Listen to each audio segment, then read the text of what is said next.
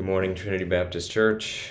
Today I'd like to go to a passage in 1 Timothy that I'm sure I had read many times before, but first really grabbed me when I was at Gordon Conwell doing seminary. And I was taking all these classes. I was, writing papers, studying, reading books, trying to learn what I could in a school setting about being a pastor. And of course, my head was spinning a bit, and I was trying to figure out, okay, what are the real priorities? What, as a pastor, should I do first when I get to a church like this? What should I do first when I, start my day? What's most important? How do I sort through all these different factors and priorities?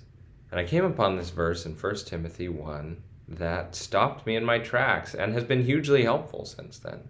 It says, the aim of our charge. And Paul is talking to Timothy here, partially about pastoral ministry, because it's from an older pastor to a younger pastor, but also about the Christian life.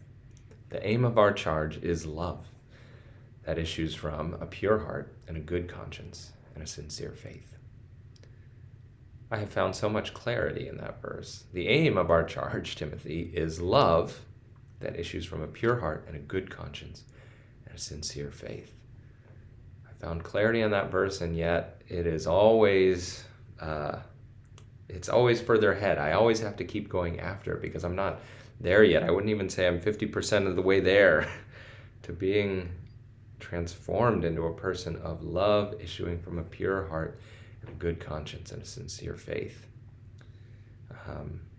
But even though there's so much left to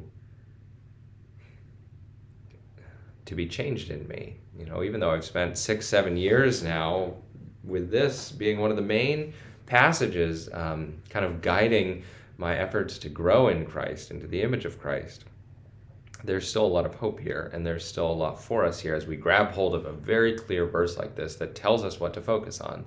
In uncertain times and confusing times and contentious times, we can grab onto this and say, whatever else I need to do, I need to foster a pure heart, focused on God and the things of God and loving what He loves.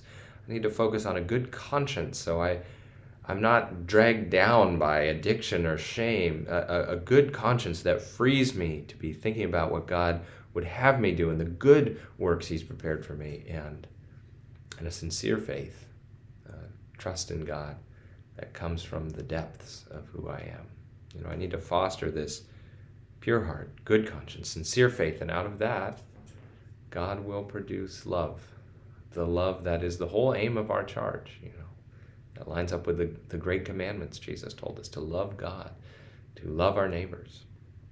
And so I would commend this to you as well. Whenever your head is spinning or you're not sure what to do next or where to center your Christian life, center it here in 1 Timothy 1:5.